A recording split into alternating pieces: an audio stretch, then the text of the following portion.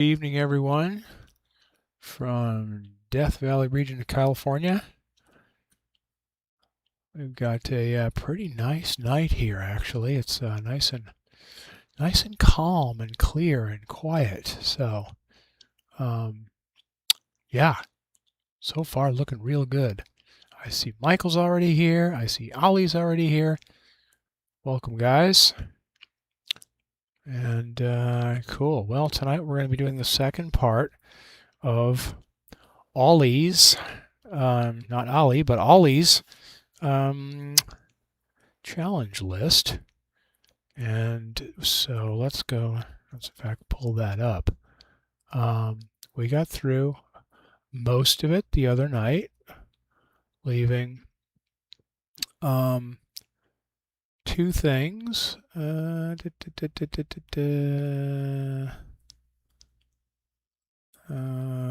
is not the right list. No, of course it's not the right list. That's not what I'm looking for. Leaving the only things that we left was, what was that it? Yeah, Mafi 1, Tarantula, Crystal Ball. No, this is the wrong one. Okay, where is my list? There it is, October 2025. That's what we're looking for. Good. So we got through almost all of the broadband stuff last time. Oh, let me turn off the...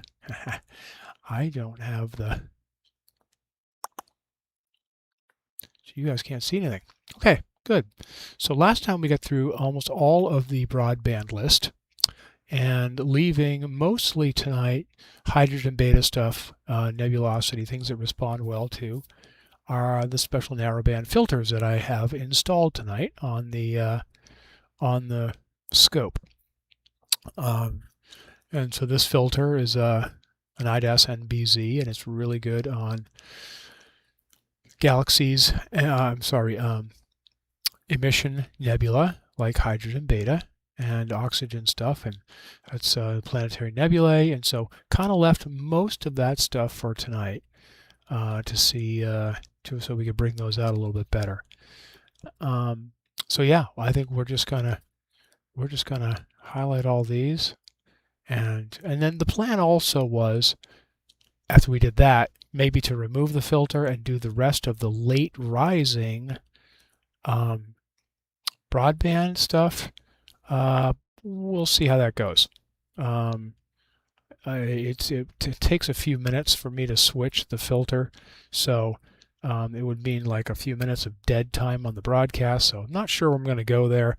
May just blow off the rest of that list and do a few other extra things anyway. But anyway, we'll see what happens when we get there. But for now, we've got, well, NGC 6842 will be first. And that is right there. And it's a planetary nebula. So this guy's going to be a really, really small one. But we will see what we can see over there. Oh, and before I do this, I should make sure I introduce everybody to the equipment that I'm using tonight. Let me get settled in on this, and we'll plate solve on it to make sure we're on the object. And that should be pretty close. All right, and now we can start imaging on that. Hey, Mike. So we got Michael, Mike, and Ali on so far. Good evening to you. Oh, come on, respond. No, mouse won't change. Okay.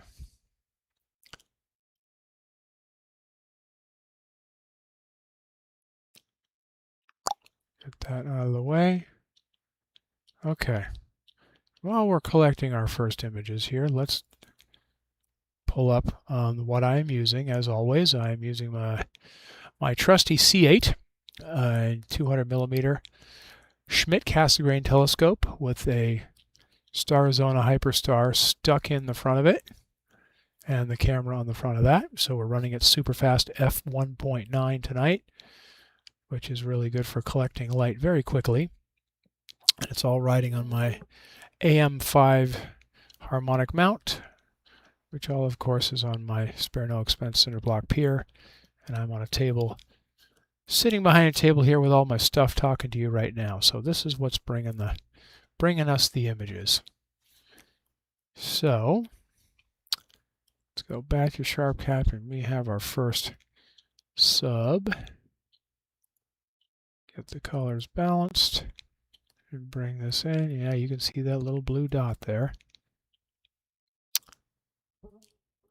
Usually planetary nebulae are usually pretty bright, so we don't usually have to do too much with them. But this one's just going to be a nice little blue fuzzball. Planetary nebulae are interesting objects. I kind of explained this, I think, last time or the time before. The planetary nebula is a misnomer. They're actually not planets. They are main sequence stars that are going through the beginning part of their death process, and they're blowing off huge amounts of their material basically into space as they cool and leaving just behind us a smaller core. Sometimes it's just a brown dwarf, or so a white dwarf that then turns into a brown dwarf, but a much smaller core. So it hasn't gone out, but it's much dimmer and cooler than it used to be. And because it hasn't gone out, it illuminates all the gases and materials and that it's blowing out. It's expanding out away from it, and so it just grows to be many, many, many times its original size, and illuminates all of the material that's moving off it as it does so, and so that's why we see these much larger than they should be objects. It's a star that's just going through a death sequence, and our sun in about 4 or 5 billion years will be going through a similar thing. And planetary nebulae can be all kinds of interesting shapes. They're usually, and colors. I mean, they're usually bluish or sometimes reddish, but usually some sort of bluish green mostly, with other interesting colors and knots and features in them. Sometimes they're round, sometimes they're oval, sometimes they're apple core shaped, like the dumbbell or apple core nebula that we looked at a couple times ago. Just depending on the influence of the magnetic field of the star itself can shape the way the material leaves it. Other objects in the solar system it's coming from can influence it.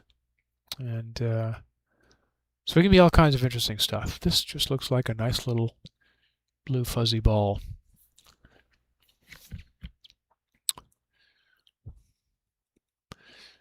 Probably, you might actually, you can kind of see just barely a light central dot in there, which I guess we can assume is the central star.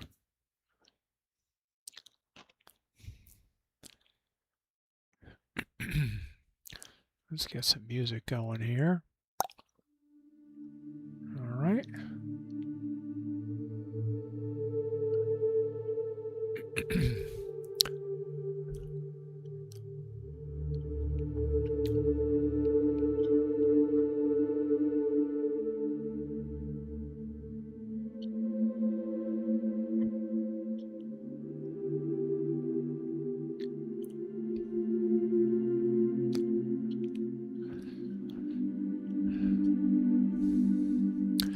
Good evening for those folks just arriving. We are looking at a planetary nebula, which has the NGC catalog name of number of 6842. It also has a sharpless number, sharpless 95, which is kind of interesting. I didn't realize that planetary nebulae got sharpless catalog numbers, unless there's just a sharpless object in the vicinity here, but actually this color balance has gone off again.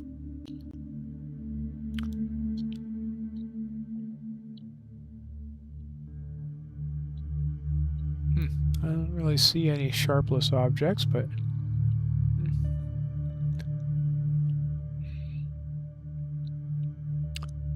I don't see one indicated here either. Just the NGC number. It also has...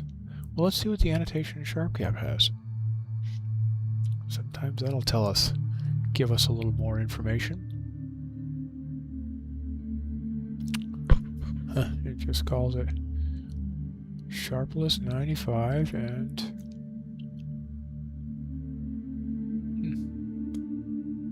6842.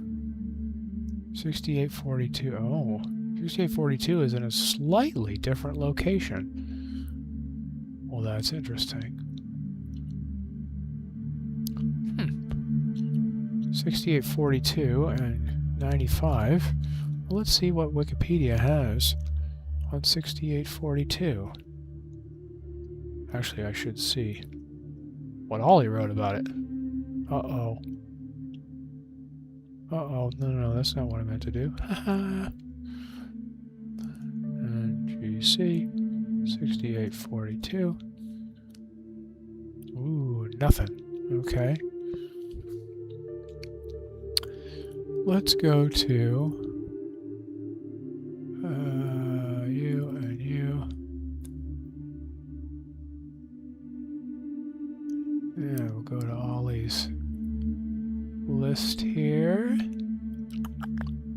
Okay, this is probably going to be...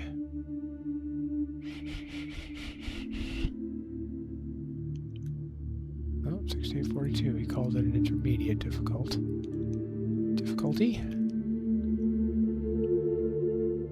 6842 is over here. 6834 is over there. Yeah.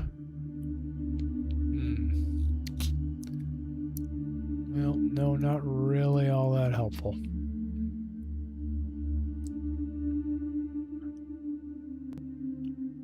With open cluster involved. Okay. Well, there you are.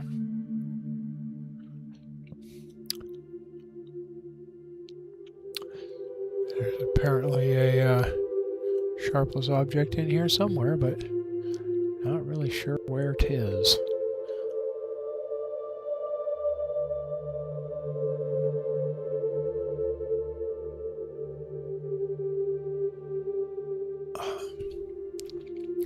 Anyway, mostly just a blue fuzzball, so we won't have to spend much time on this.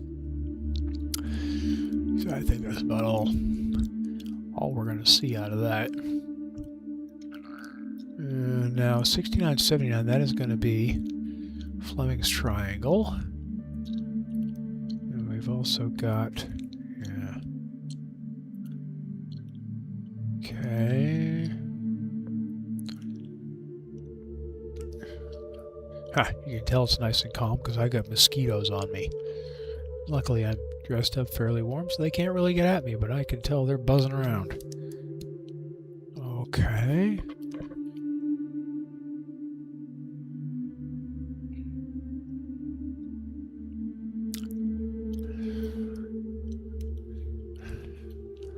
Let's have our little view. Okay, yeah, see, so that kind of misses the triangle a bit, so we'll kind of bring it down here. That should be about right.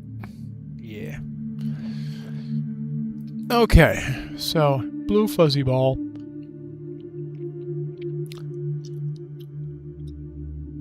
Yeah, sort of a central star in there. Not a lot of detail in it, just kind of a blue fuzzy ball.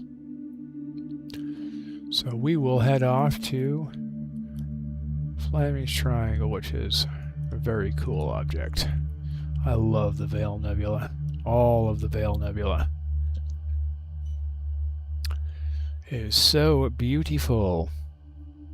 Especially with a good filter like the NBZ, which will be perfect for it.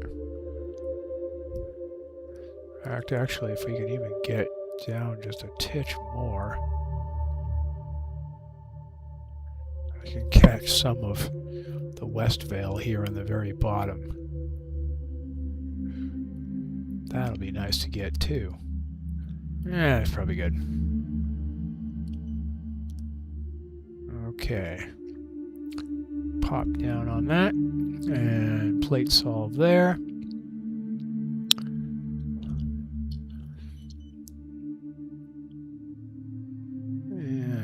get started.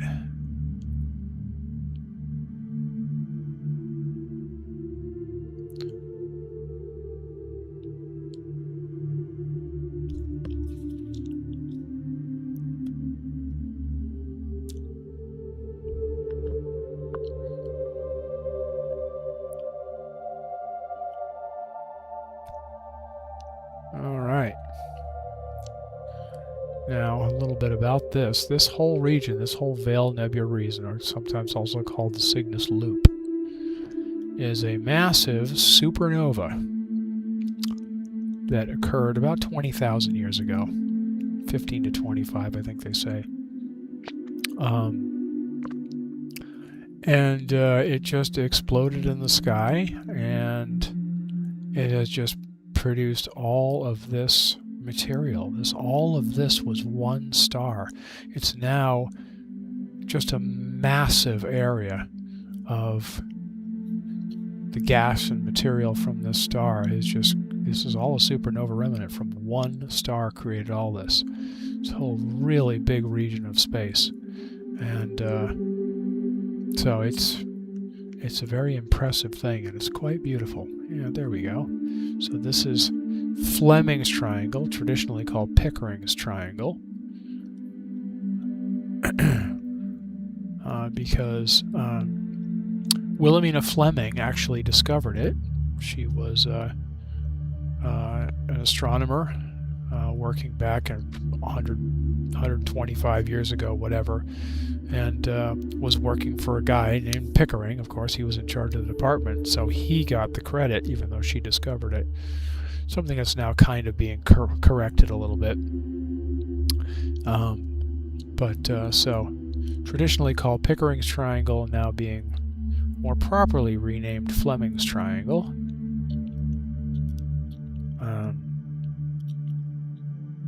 Ooh, you know what? I have not been applying flats. Bad me. Did not apply the flats.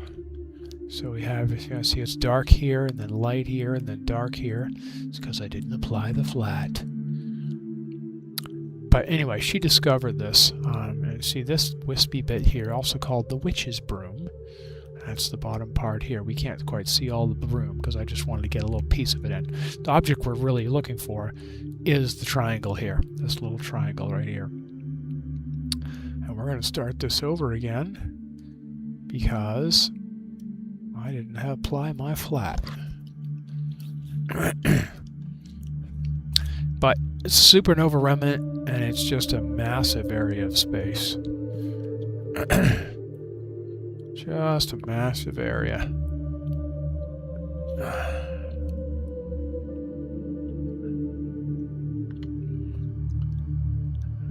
Okay, yeah, 79.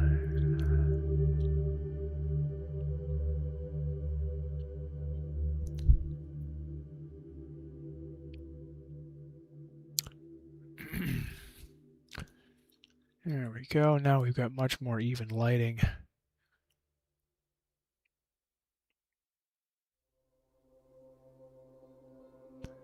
It'll darken better. It'll have better colors. Okay.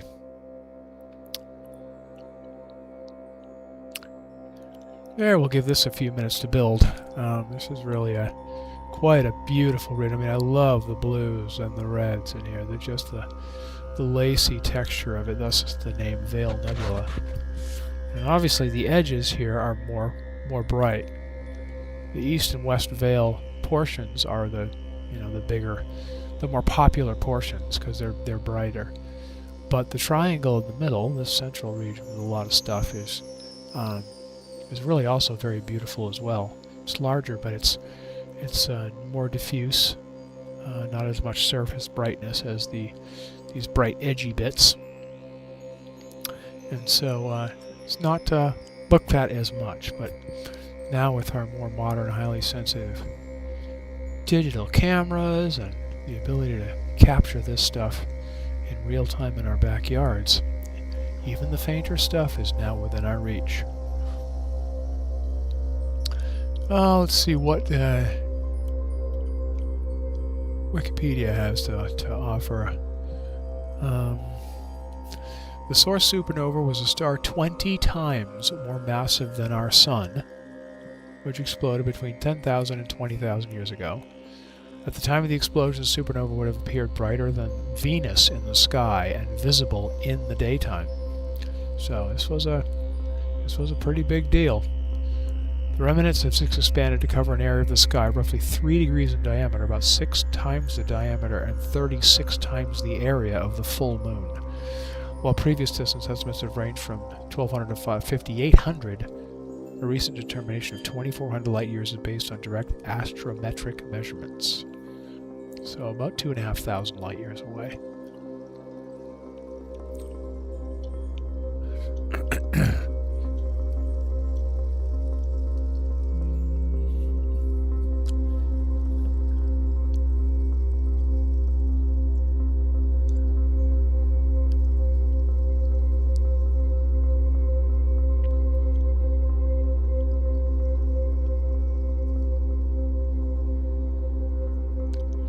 Nebula was discovered in 1784 by who else but William Herschel.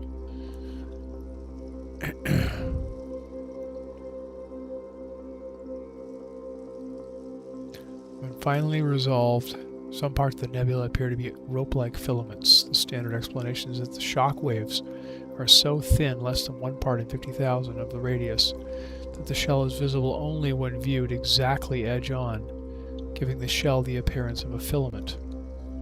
So this is again the shock wave that's of the star exploding.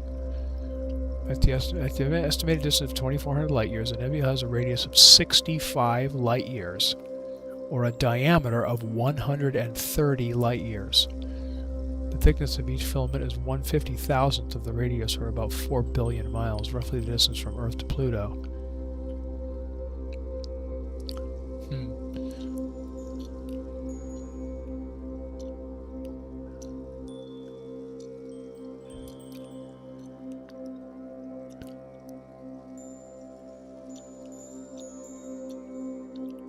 I'm glad you like, Mike. Thanks for the thumbs up if you gave it to me. Appreciate it. Yeah, this is one of my favorite objects. This time of in the summertime, it's really quite a stunningly beautiful object. This whole big area. We'll squeeze out a little of that bottom stuff so we can get some of this. Zoom in a little bit on the bigger stuff here. Yeah, even some of the faint wispy stuff out here. You can see beyond the rest of this. It's quite a beautiful object. Such a huge calamity leads to such beauty, huh?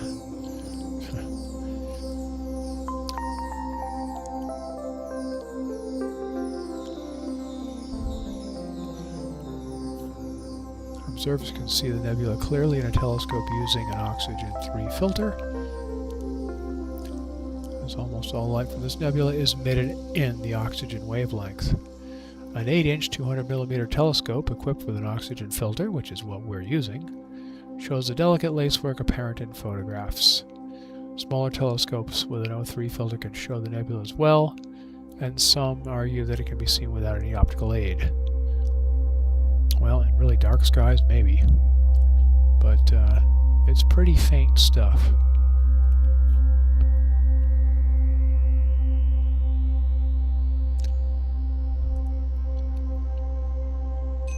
It was discovered photographically in 1904 by Wilhelmina Fleming after the new General Catalog was published. But credit went to Edward Charles Pickering, the director of her observatory, as was the custom of the day. Yeah.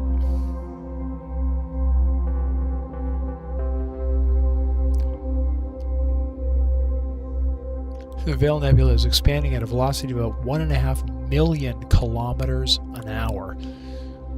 Using images taken by the Hubble Space Telescope between 1997 and 2015, the expansion of the Veil Nebula has been directly observed. How cool is that?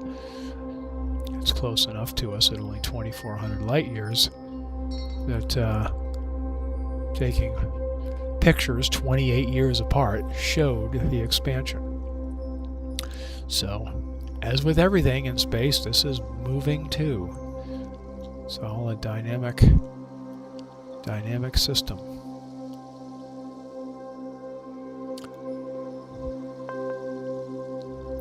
So we'll spend a little extra time on this.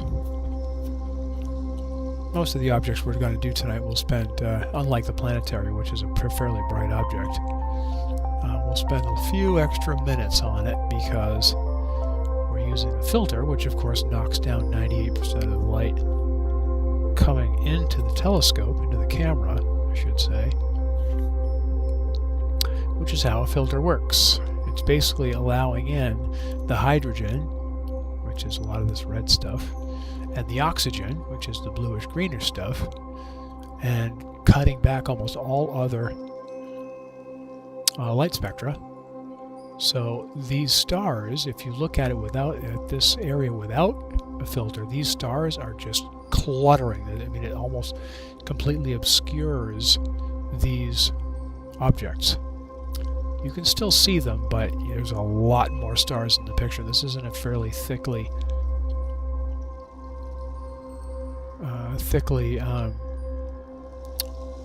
dense part of the Milky Way. See, this is arm of the Milky Way coming right through here, right through Cygnus, where all this lives. And so there's a very thick region of stars that this is living in. And so without a filter, you just get swamped by stars. With the filter, it cuts those stars way back. It turns the larger stars into very much smaller stars and makes the smallest stars disappear entirely. And so it gives you the illusion of making the nebula brighter and pop out more, when in reality it's just cutting everything else back. So, but just a really beautiful object. When you look at the lacy texture of it, expanding at 1.5 million kilometers an hour, and has been doing so for 15,000 years, which is why it's now 130 light years across.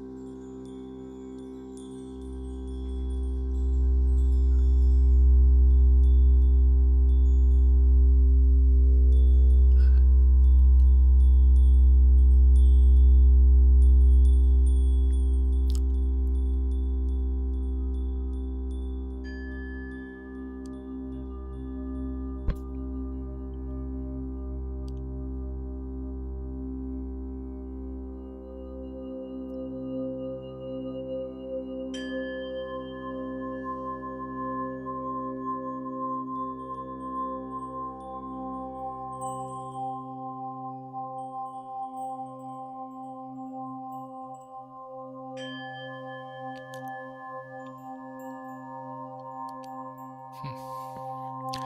130 light years. And so this is 130 light years across. And our solar system is 0.0003 light years across. So this is many thousands of times bigger than our entire solar system, which is billions of miles across. And one star produced all of it.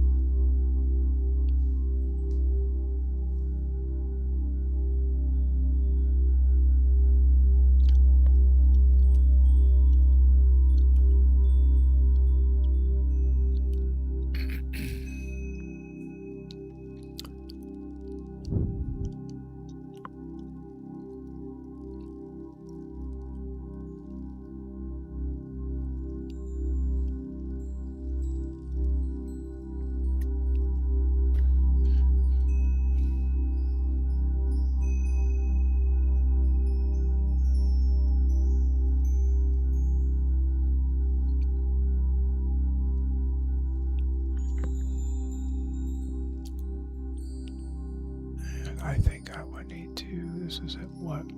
Yeah. Knock that down a titch.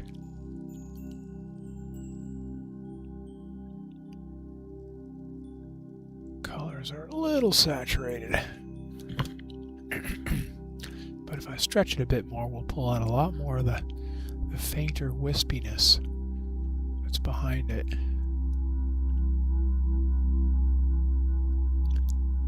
And the longer you spend on it, the more you bring it out. So it's quite a beautiful object. There's a lot here. You know, the outer loop and the triangle gets a lot of the attention, but there's material everywhere in here. That was one big star.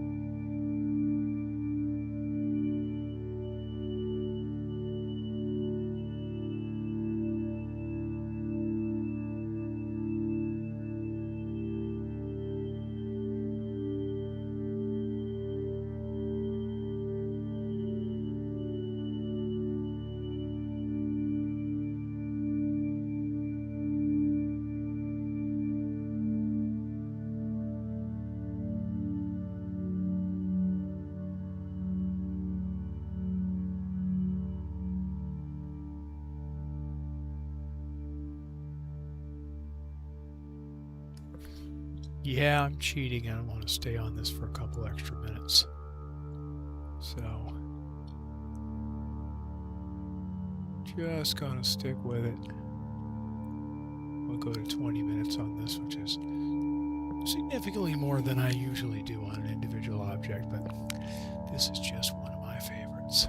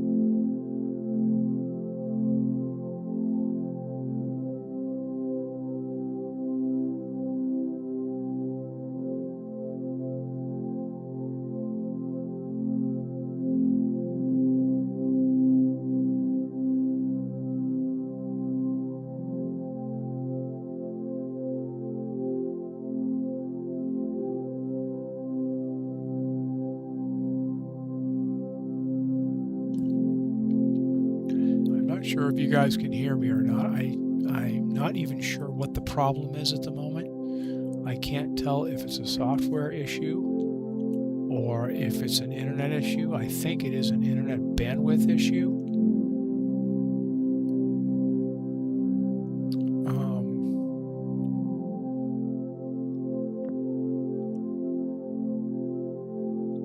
But I can't tell if you can even hear me.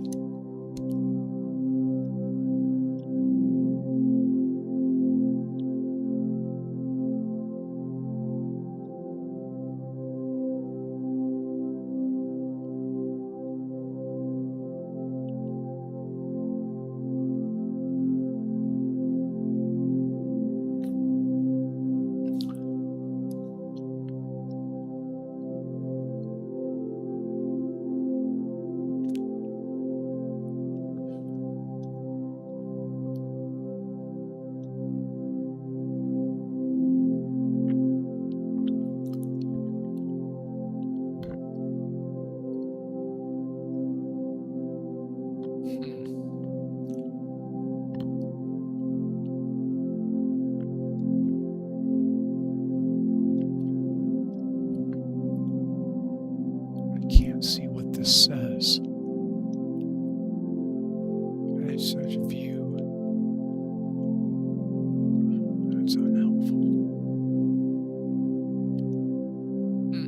Well, according to this, I'm putting out plenty of signals, so I don't know why.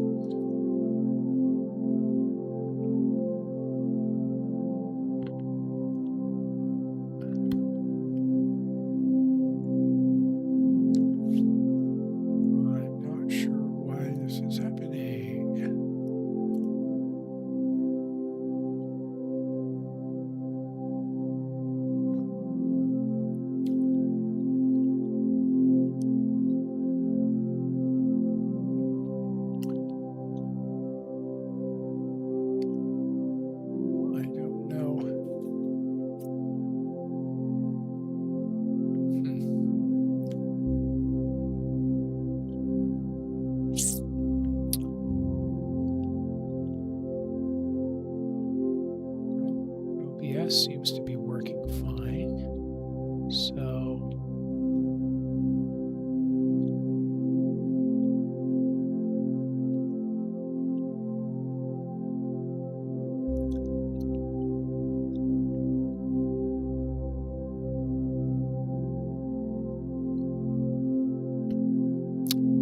I don't know.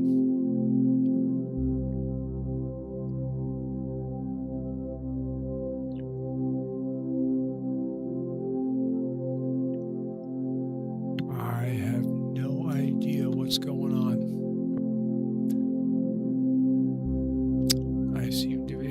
It's saying it's putting out plenty. YouTube is claiming it's not getting any signal. So I don't know. I have no idea.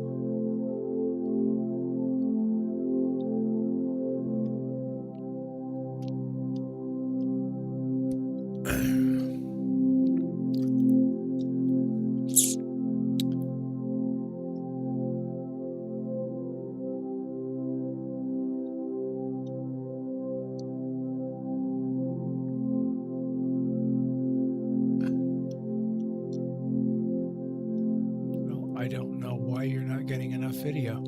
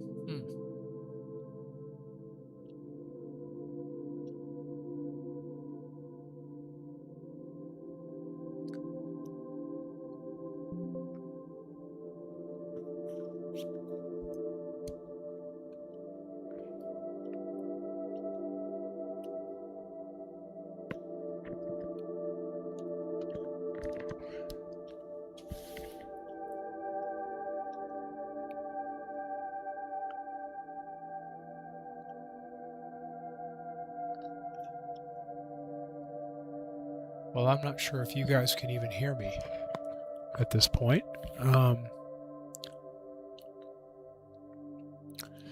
You definitely can't see my screen for whatever reason.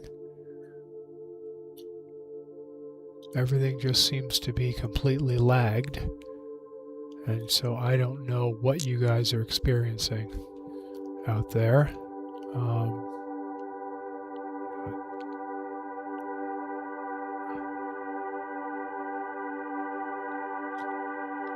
5 minutes, 9 minutes. So I don't know why this is lagging so much. Yeah, this is like minutes behind.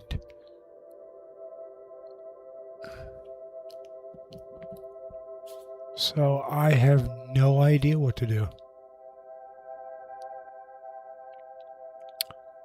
I can't tell if you guys are even hearing me.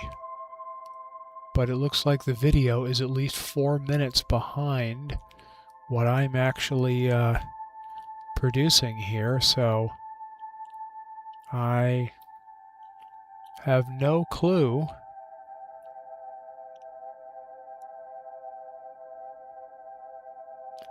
they're watching me type stuff. As if I have... Interesting.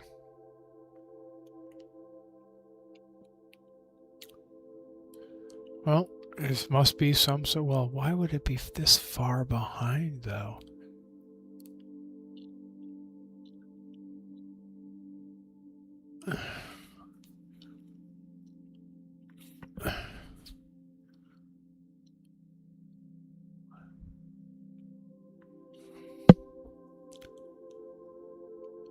Well...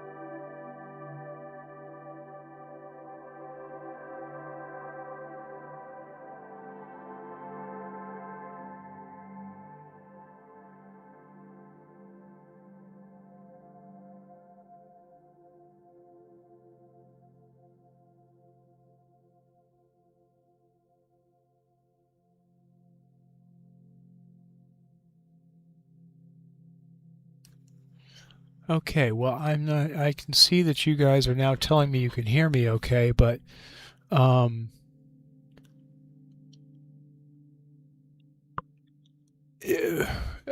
right now, the image that you guys are seeing is 4 minutes behind the image that I'm actually broadcasting. So I can't tell if you're also if the audio is also lagging 4 minutes behind or what. But yeah, this has gotten really confusing.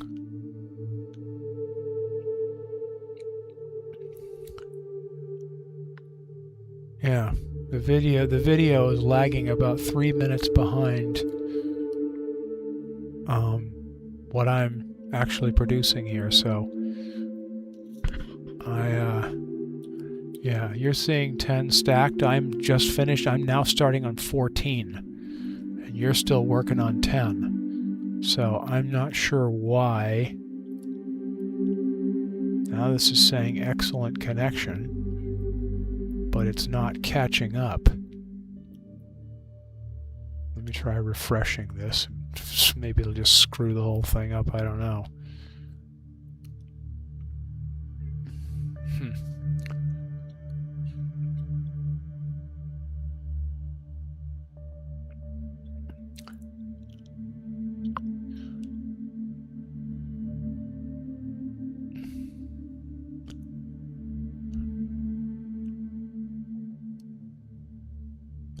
Yeah, well, yeah, okay, well, this is just going to be a very weird broadcast. YouTube is now saying it's good. Oh, no, first it now is saying it's excellent, now it's saying it's back to 0 again. So, yeah, I don't know what this is going to do, so I'm just going to keep going and hope that it straightens itself out, but this live stream may be a complete mess. Anyway, so I have no idea if you guys are going to be able to see this or not, but it's a very nice sharpless object that we've got here. I can't tell if I have it stretched enough for you to be able to see it, because I won't be able to see the image on my screen for another 4 minutes on the actual broadcast. So I will just try and approximate it as best I can, and we'll see what happens. But it's a pretty cool looking little object.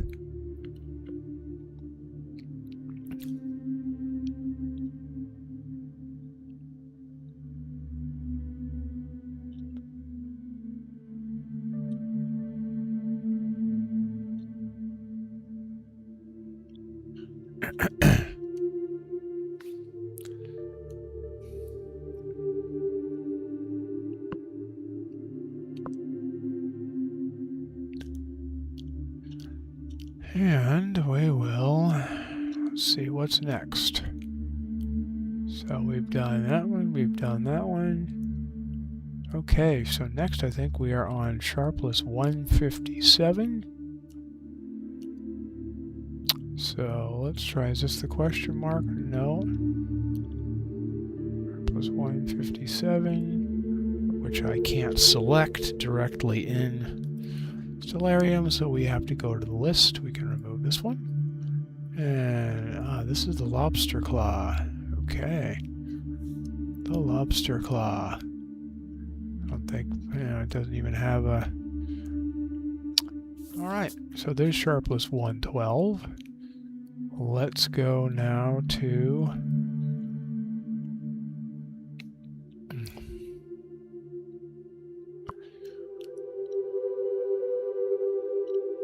Let's go now to 157.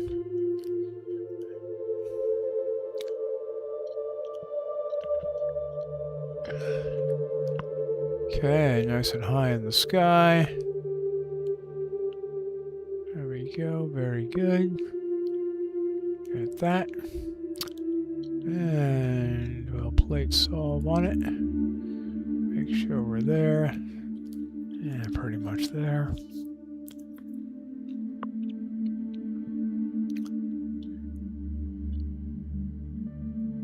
So video is current. Okay, so you're listening to me going to the next object, and in 3 or 4 minutes the video will actually catch up. This is just exceedingly strange.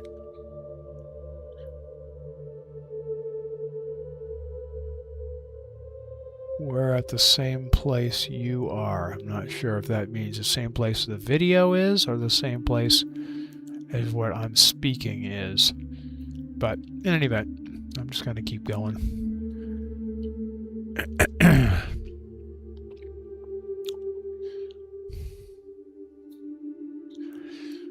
wish I knew what the solution to this was. If I maybe stopped streaming in the software.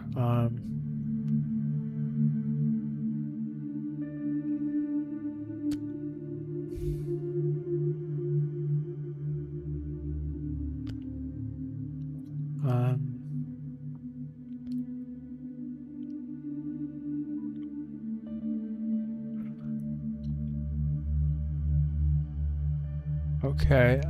Yeah, Ali, I just got your message saying please acknowledge this comment. So, you can tell me how long it's been since you sent it.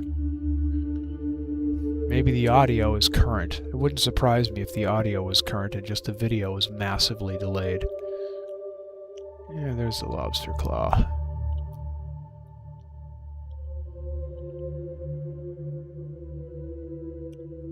Back off on that a little bit. Yeah, there's the lobster claw. The claw is right there. Okay.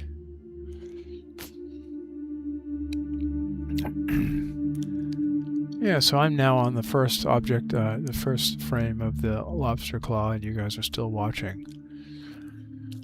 Watching 112. So...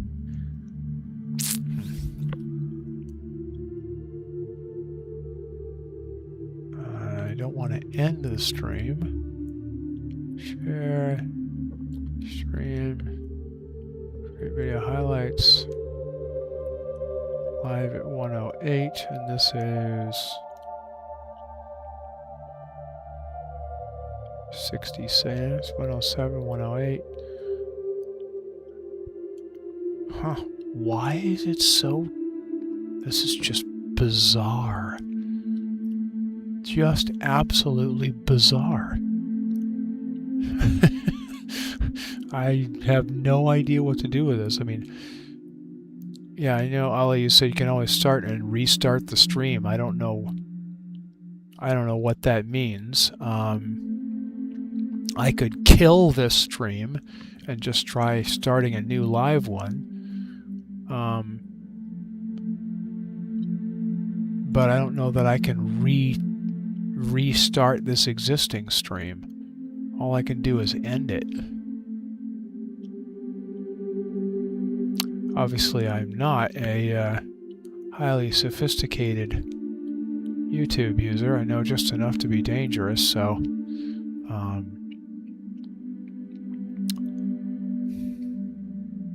yeah.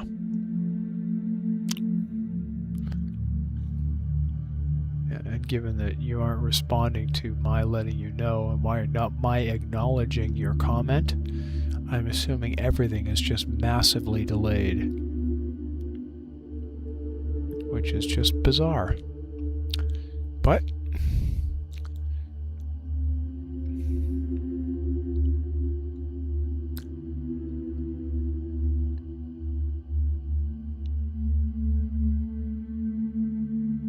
don't know why. Yeah, I can't for the life of me figure out why this is happening and why YouTube isn't catching up to me. Do I need to stop this stream until YouTube catches up? Have no clue. Have no clue what to do.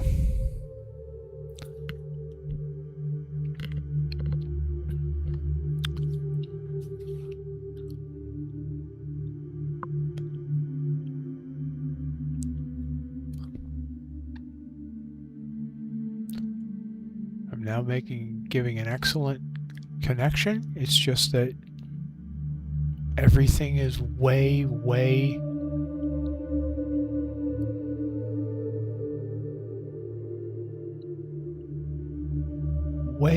delayed. Yeah, so it's about a 4-minute delay. That's what I'm experiencing as well. There's a 4-minute delay.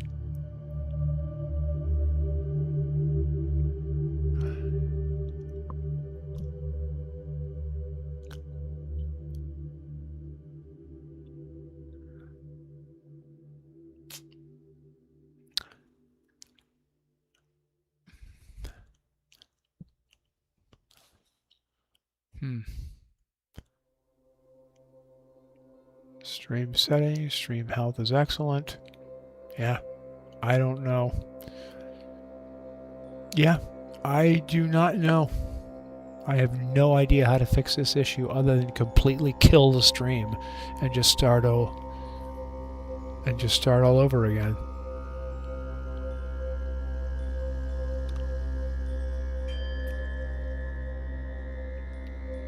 Well, you're live with me with a 4-minute delay. You guys are 4 minutes behind me. Everything you're hearing and seeing, as near as I can tell, is 4 minutes behind me. So, well, anyway,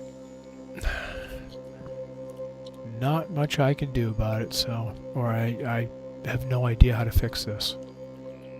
So,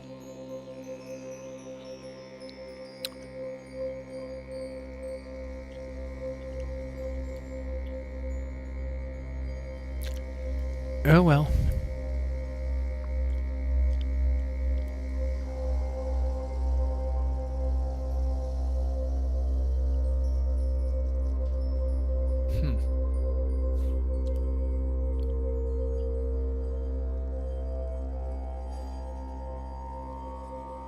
That's right on.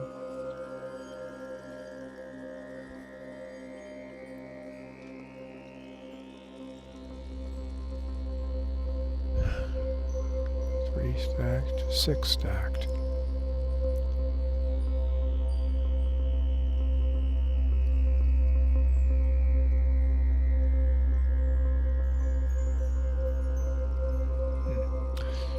You say you're current with me, but what sub are you currently seeing stacked right now? Are you seeing the 3rd sub stacked?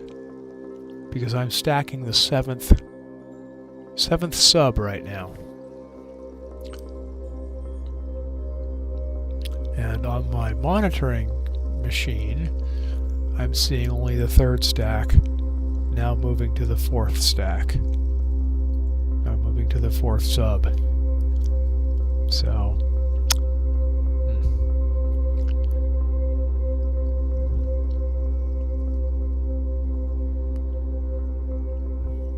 but I don't know how to resynchronize things.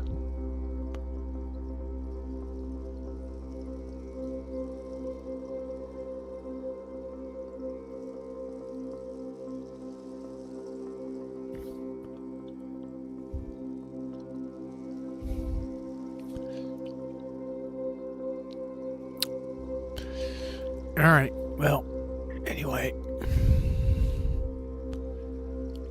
nothing much to be done about it. Lobster claw.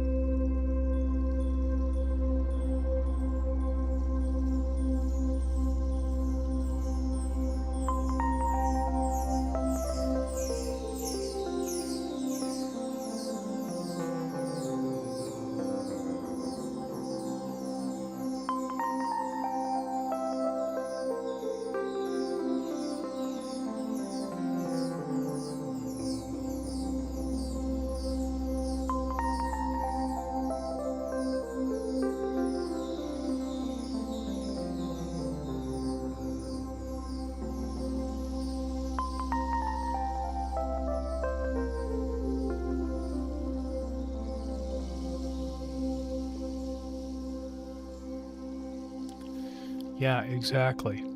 So, yeah, you're seeing the delay that I'm experiencing. When that came up, you saw your own chat messages show up like 4 minutes after you sent them. So, I don't know. Well, I guess I'll just assume that the issue, whatever it is somehow just on this end, because I'm not... I am experiencing a 4-minute lag monitoring my own broadcast. So, that means I just won't be able to properly balance the... yeah, you see the 7th stack. I'm almost onto the 11th right now. I'm almost onto the 11th sub. So everything you guys are seeing is also 4 minutes behind. Yeah. No, you're not seeing the 7th sub with me. I'm on the 11th sub right now.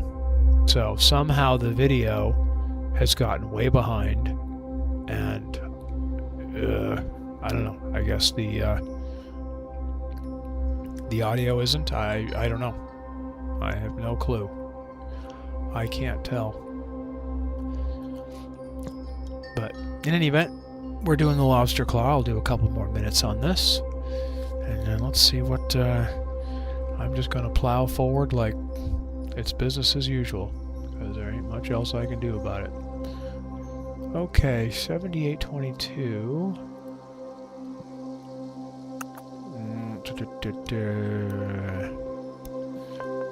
Okay, 157, the lobster claw. That's a good one. I'm going to remember that one.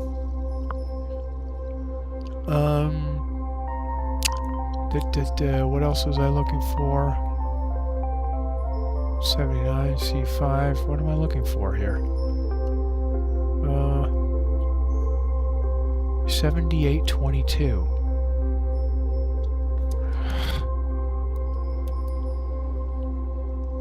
$78.22, the question mark, right? Yeah, this is gonna be too big for my my view, but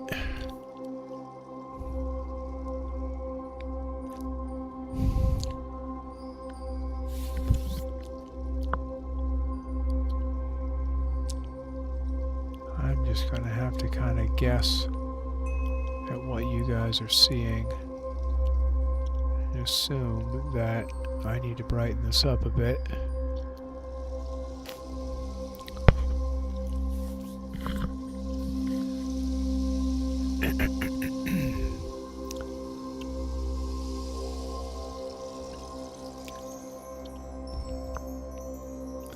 And I'll know in 4 minutes whether my adjustment was correct or not. By then I'll already be on the next object and won't be able to do anything about it.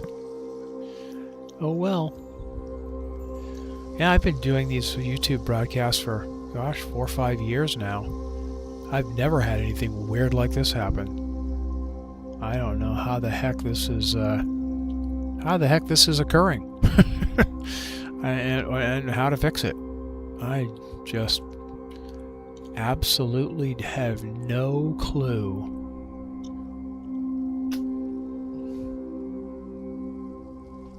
This is just really weird. Went through a laggy few minutes of signal degradation, probably my internet. And now that everything is back to full strength and we're up and operating again, the video continues to stay 4 minutes behind.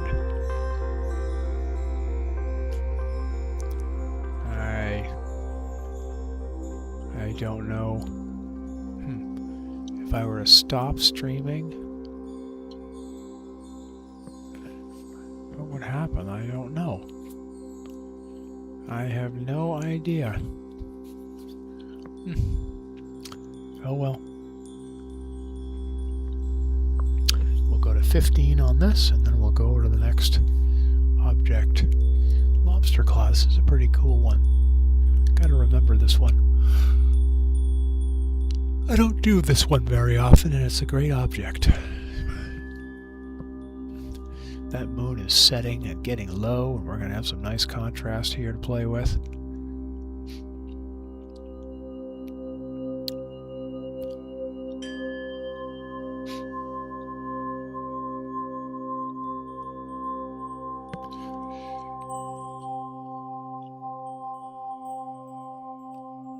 Oh, really? So you're on the 11th sub. When I say I'm on the 11th sub, but yet all I can see... okay. Everything I'm seeing mirrored back to me is wrong. Then I will just... yeah, which unfortunately... so the only thing I'm really missing is the ability to properly adjust my levels based on the feedback I'm getting from the stream. That is now delayed, and I can't see a current image of it. But in any event, there's the lobster claw. I'm glad to hear that you guys are live with me and everybody else is seeing normal things, because I am definitely not here. I'm kind of running half blind. So there you are. All right, let's go to the question mark. This is a fairly big area, so I'm not really going to be able to see everything that's there because it's a bit too big, but we'll see what we can see. And you're pretty close as is. All right, and start imaging. All right, well, let's see what Ollie got for his so that was 112. Let's see what he got for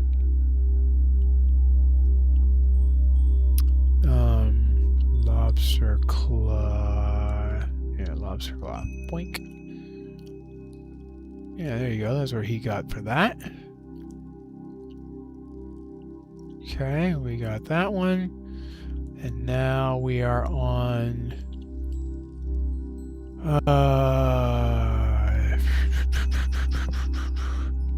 question mark. Question mark, which is what? What's the number on this? 7822.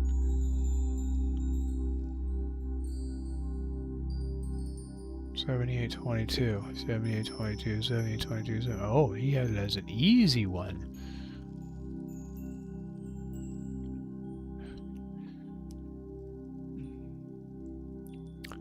What did he get this with?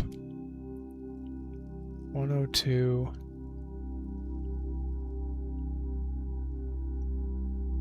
F4.6. I wouldn't think he'd get very much of this. Well, let's see what we get. Well, look at that. We got a little something, something.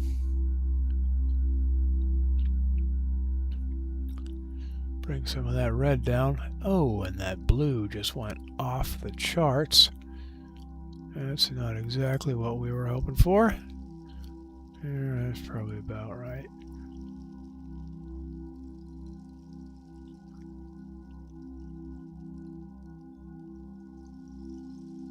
Yeah, see, it's all this whole huge area here, which is just too big for us to get much of. So we're just going to kind of get the interesting core sections for a little bit.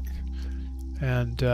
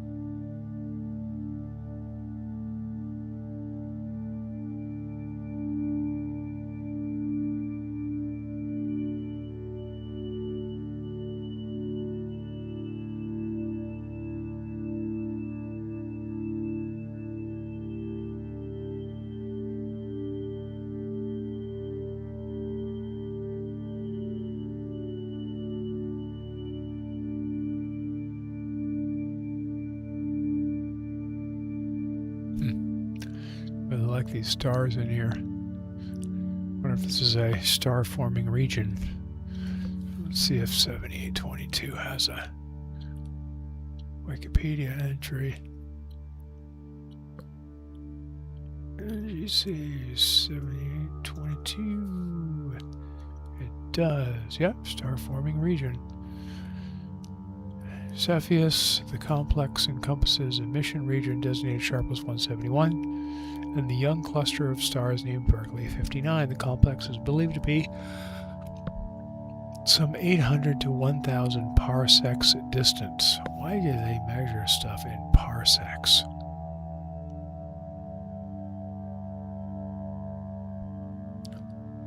Distance 2,900 light years. With younger components aged no more than a few million years. The complex also includes one of the hottest stars discovered within 1 kiloparsec of the Sun. It's an eclipsing binary system consisting of an O5V that exhibits a surface temperature of nearly 45,000 Kelvin and a luminosity about 100,000 times that of the Sun. 100,000 times. The star is one of the primary sources illuminating the nebula and shaping the complex's famed pillars of creation type formations, the elephant trunks.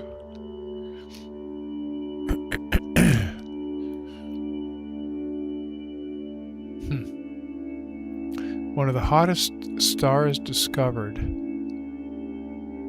45,000 Kelvin and a luminosity about 100,000 times that of the Sun. 100,000 times. That is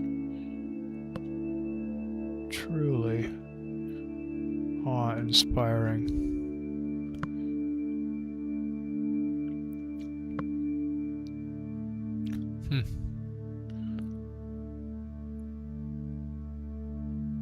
There we go. Now, making a little more sense.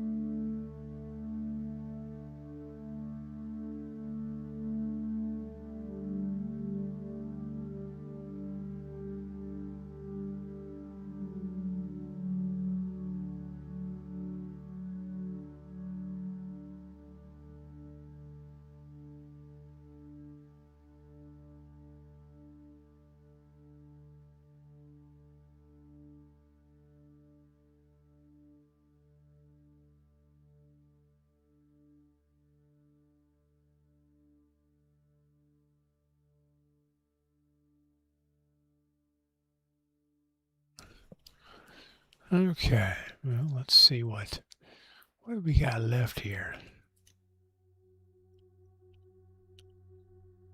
7822 is done. The Northern Trifid. Pleiades and the Opera Cloud embryo. Yeah, so the last true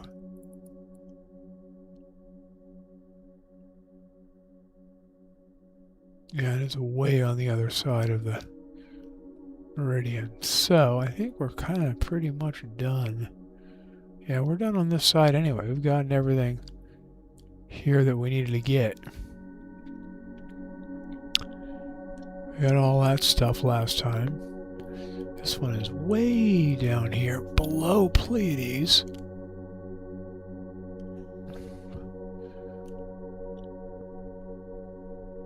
Where's Capella? Capella is right there. Yeah, this is kind of between Capella and Pleiades, so we should be... Yeah, there we go. Okay. I got this stupid silliness. Why are you still there? Oh, V. That's what I want to get rid of. Yeah, that stuff. Okay. Yeah, Perseus is well under that. Yeah, so we should be, yeah, this should be plenty high for us to be able to get to this.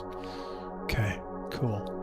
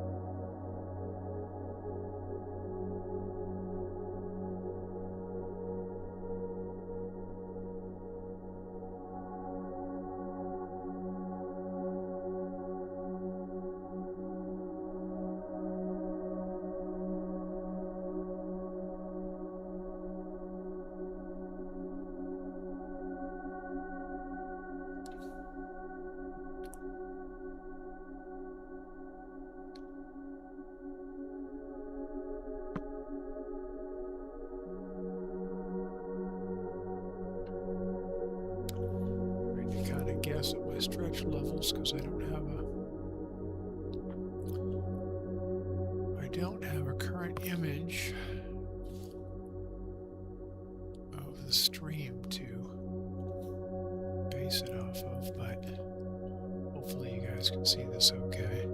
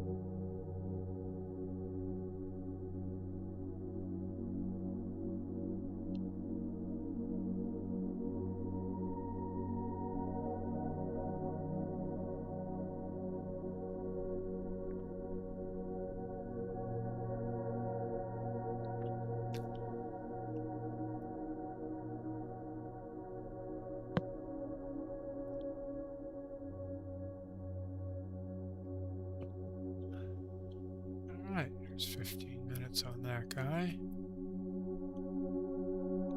We'll flip the meridian.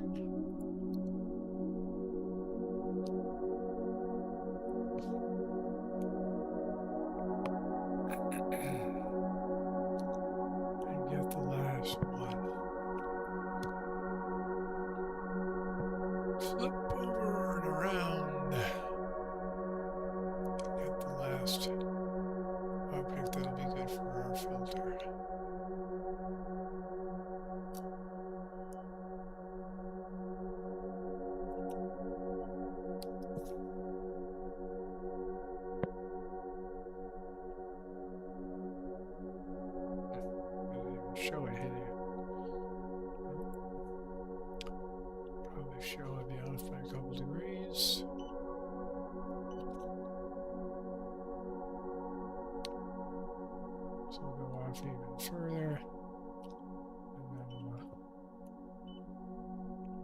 back. Bet you will be pretty close. Alright, let's see. Let's see if I'm right. That protocol usually works when it goes off that far. I'll see if I am right.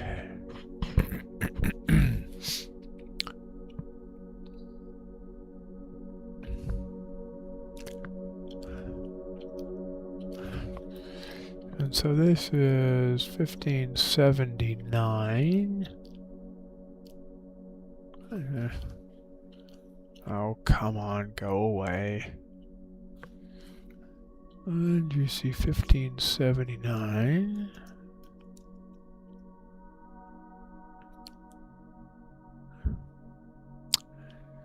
There's a diffuse nebula located in Perseus. It's referred to as the Northern Trifid because of its similar appearance to the Trifid Nebula, which is located in the southern celestial hemisphere of the sky.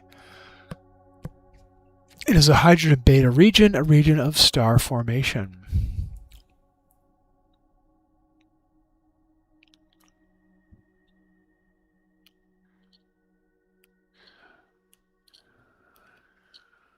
The Northern Trifid lies within a giant molecular cloud known as the California Molecular Cloud.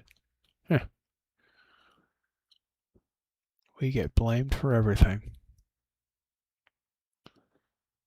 Alright, back you off a little bit.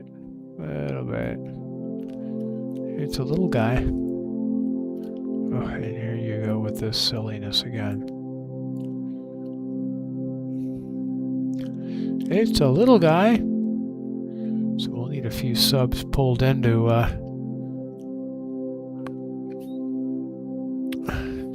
make some sense of this one, but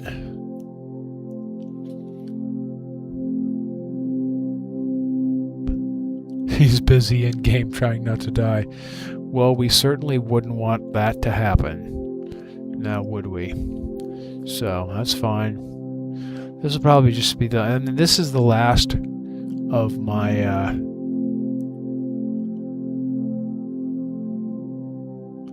this is the last of the hydrogen beta objects. So at this point, what I've really got is stuff that really should be seen without the filter, especially the Pleiades, the embryo, and the Oper cloud.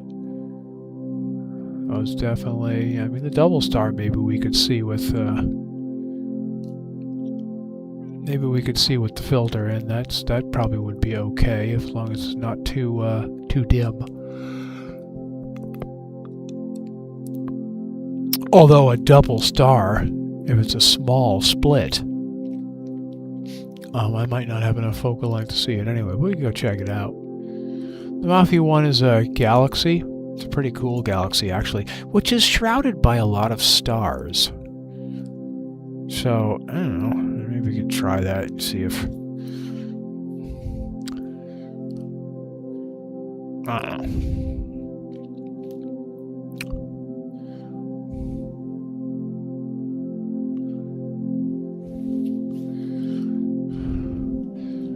Once again, the guiding is going completely out of control. What are you doing?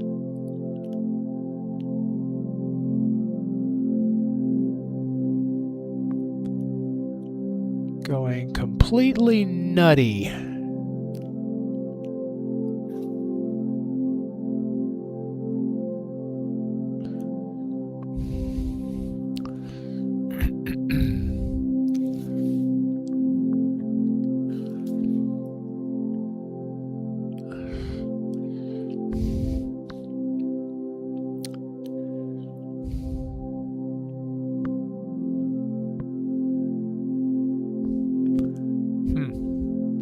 I don't get the Trifid thing.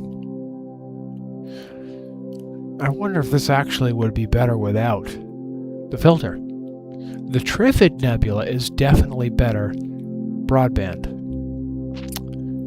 So I wonder if this also would be better without the filter. Looks like an upside down cat face.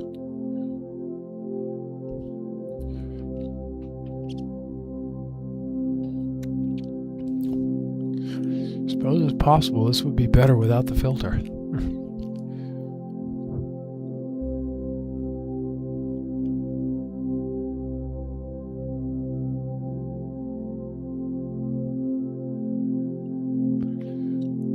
Probably get the color balance now. I've got a few subs in there. Probably be a sensible balance at this point now. Yeah.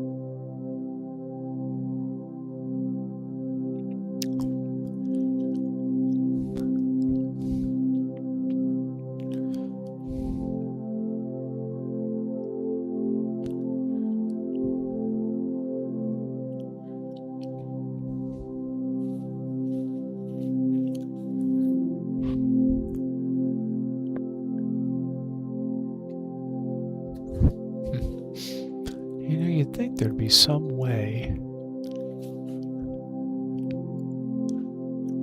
in this broadcast, in the studio here, where I could control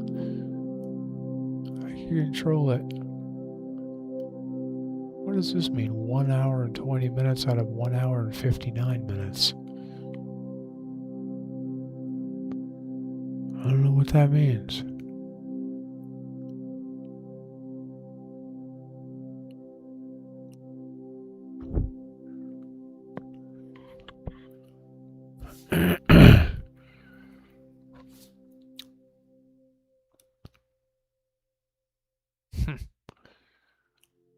I don't know.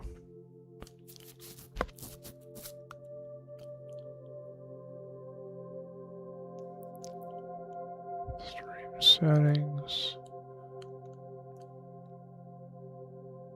360 degree. Stream latency.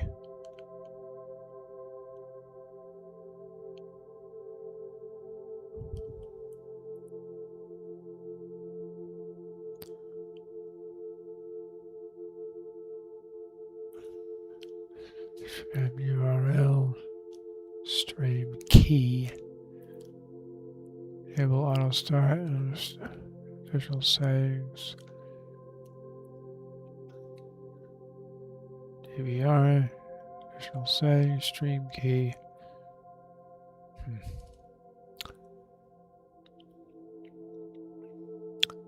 Edit. I don't know. I don't see anything that allows excellent stream health. Well, that's just wonderful. Doesn't help me one bit.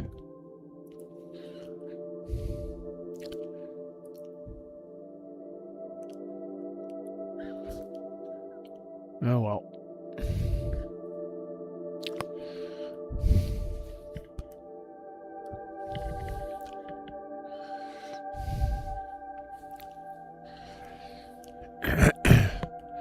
Our upside down cat face is having a coming along.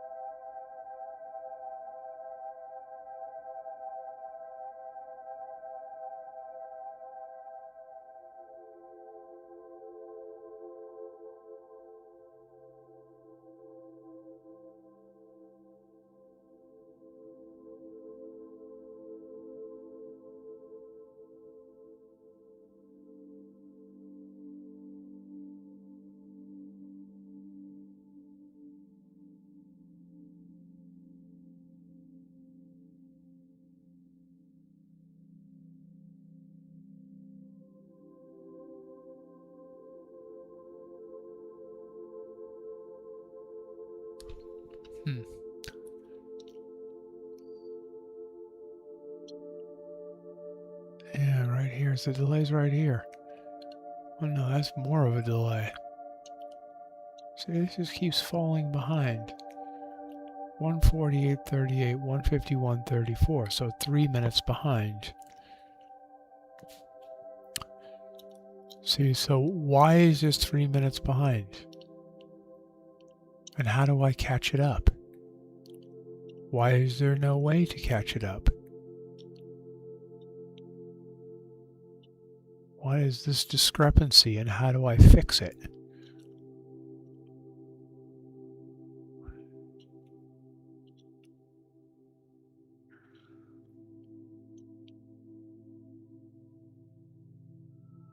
Yeah, 149.22, 152.14.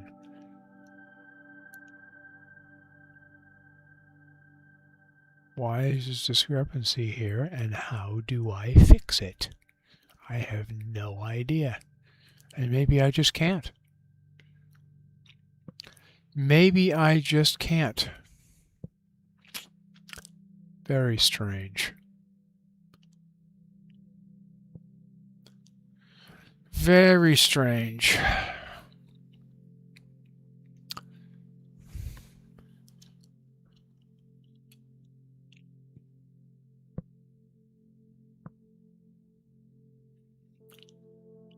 Oh, the cat faces come along here a bit. Let's do one more tweak on that. Probably.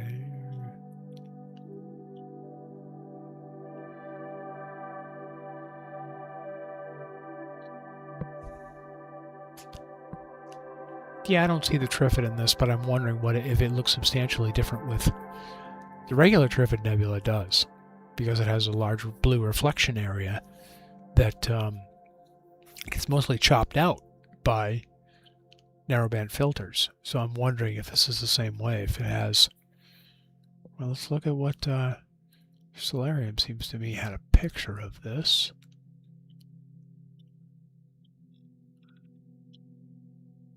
Yeah, not much. Not much different. It has it as a much yellower color than I do. But back the red off a bit, I suppose. It's just going to make it too blue, though. Yeah. Oh, I don't know. Oh, I don't know.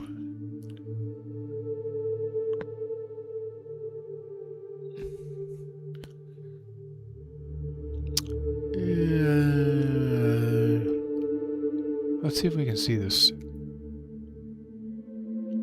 Let's see if we can see this double star. Where are we? Oh, it's California, so it's right next door. Coolies. IC 348. What's IC 348? Oh, that's the cloud. Yeah. And there's the California Nebula right there. That would be another really nice thing to see. So maybe we'll pop over and see that one. He didn't put that in the list. And we can only see about half of it because, as you can see, it's too big. That's my field of view, and it's a little too big. But we can take a quick look at that too. That's a pretty fun one. I think we're done with upside down kitty cat face. So let's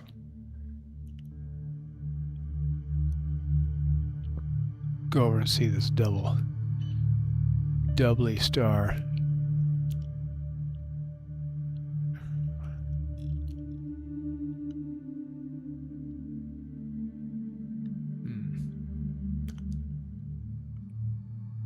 And there it is, and there's his two companions right there.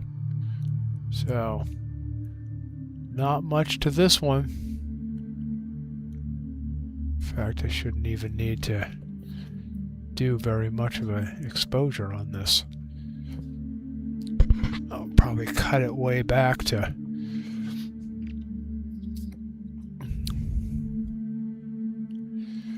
maybe cut it back to 15 seconds even. The dark won't match up well, but really won't need much to see these. There they are.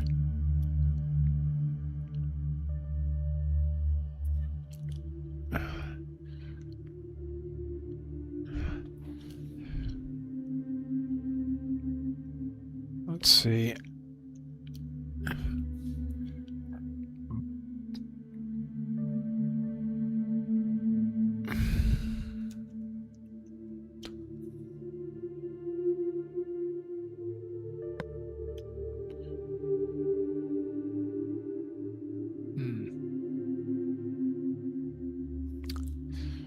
Let's see what he got for a picture.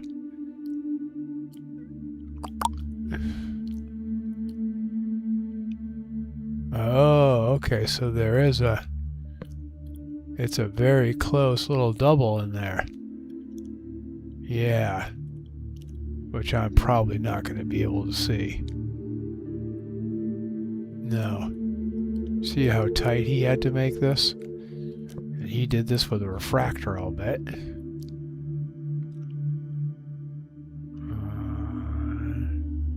C8 at F7. Yeah, so he's with a 533. Let's see if I can back the stretch way off. Oh, there it is, right there, actually. Well, is that it, really?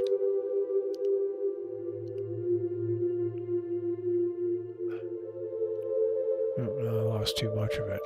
Bring that back a wee bit. Okay, bring it back a wee bit more than that.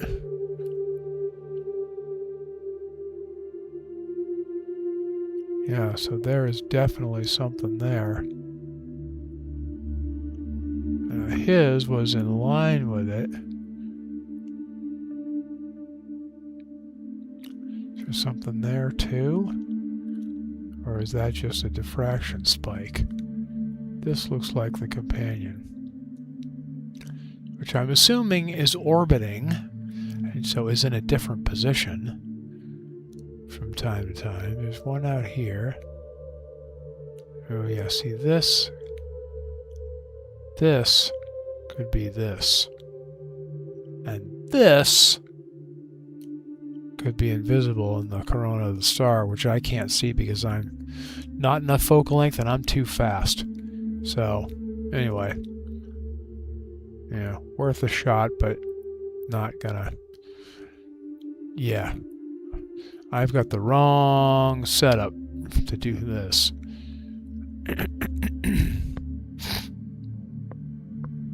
So let's go over and do the Cali. Let's go over and do the Cali Nebula. Benkib.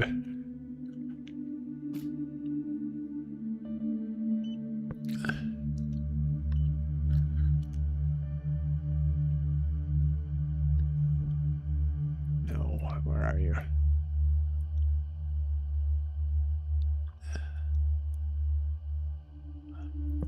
This one will be fun. So kind of a bonus object.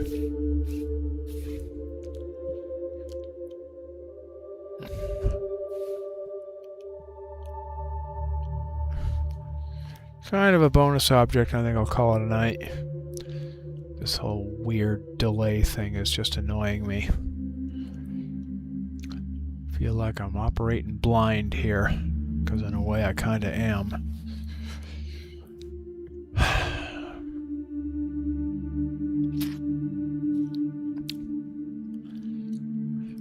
So we'll do our little bonus object of the California Nebula. Call it a night. We got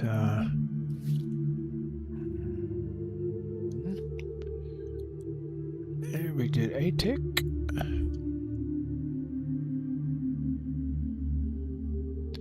Yeah, these are all best done without. I suppose we could try doing Mafi 1. Galaxies are broadband objects, though. This one is kind of shrouded in a lot of star. So, a lot of stars. So, I don't does that every now and again.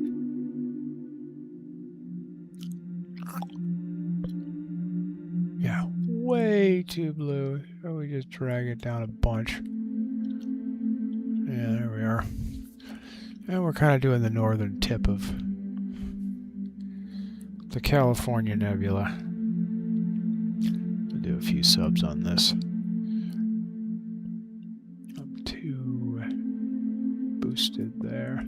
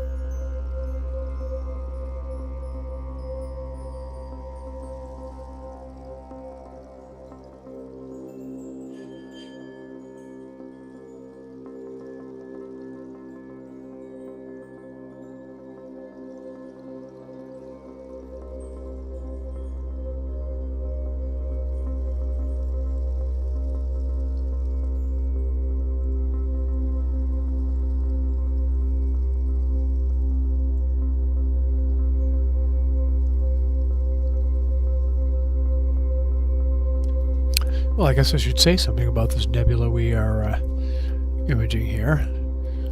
An emission nebula located in Perseus. The name comes from the resemblance to the outline of the U.S. state. By coincidence, the California Nebula transits in the zenith in central California as the latitude matches the declination of the object.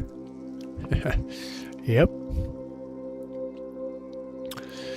It's almost 2.5 degrees long in the sky, and because of its very low surface brightness, it's extremely difficult to observe visually.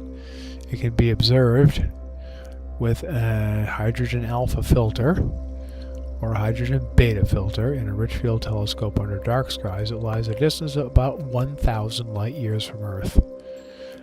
Its fluorescence is due to the excitation of the hydrogen beta line in the nebula by the nearby prodigiously energetic O7 star Xi Perseus, also known as Menkib,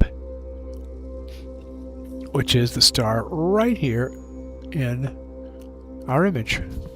So this one star is lighting it all up. Prodigiously energetic.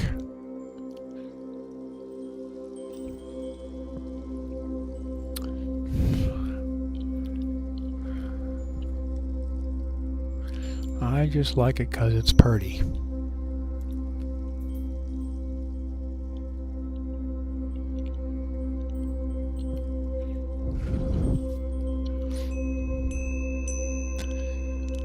Yeah, I thought about that too.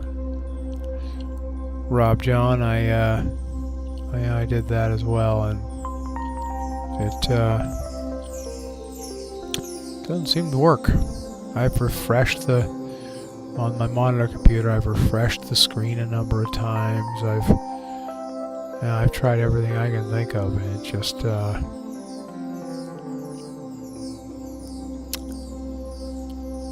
yep, it just at full-on zero light. Oh, come on.